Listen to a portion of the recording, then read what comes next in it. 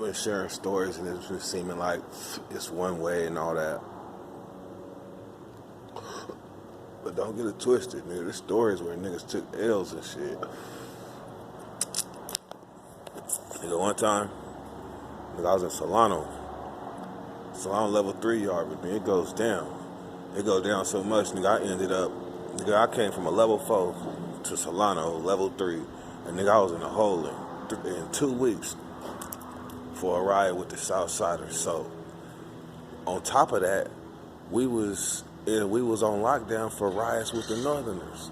So every 90 days, somebody has to mandatory come off a lockdown. Every 90 days.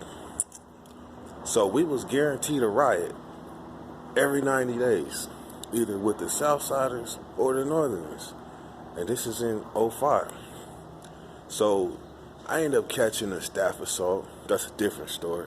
But I catch a staff assault. I'm going to the hole for about 11 months. So I get back on the yard. I'm with the homie up against the wall, the homie from the hood, and I'm letting him hear some of my songs and shit. I'm letting him hear, my shit, nigga. I've been in the hole writing, check me out. So all of a sudden, we up on against the building. All of a sudden, a pack of like 5 Southsiders, they come around the corner, but they would understaff escort because we on lockdown already because they didn't. I guess the blacks and the Southsiders got into it on the basketball court.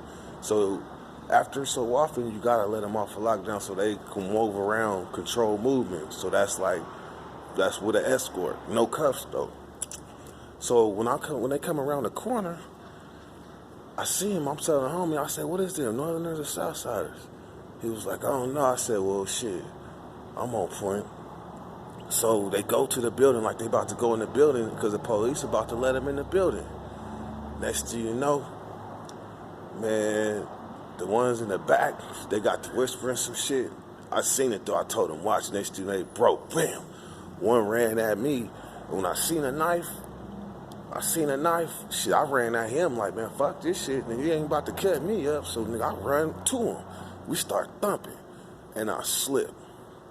When I slipped, he got on top of me. He was trying to give me the business. He was, it was a tug of war with the motherfucker, with his wrist, because he was trying to, So, next thing you know, I slipped. I was helpless almost. Next thing you know, some blacks came and helped me, got that motherfucker off me, got him up off me. When we did our motherfucking thing, but still, I didn't even know these blacks that came to help me. Then one of the dudes that was in it was a zebra killer, rest in peace now, one of them. But shit, he was a legend in that motherfucker too. He did his motherfucking thing. Then there was a couple other dudes. They did their thing. One dude, the drunk dude, he got punched all in his back.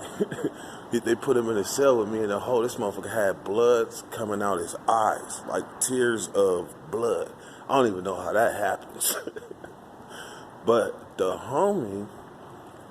this homie, he was the one I was rapping to.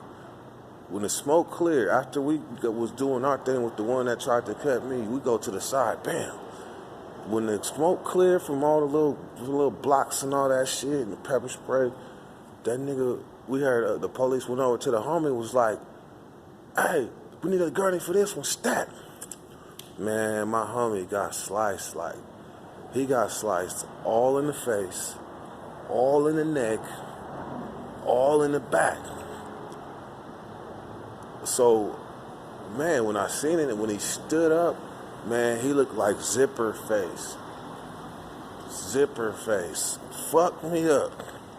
Then when they took me to the hospital, we was passing by. Cause they had me cuffed up. But we walking by, and he in the bed. And they moved a little bit, and he had like gauze on his neck.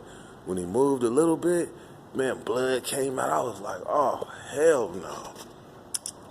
So, man, it just like I could do some real shit or it can get real. It goes both ways. Dirty weather, go.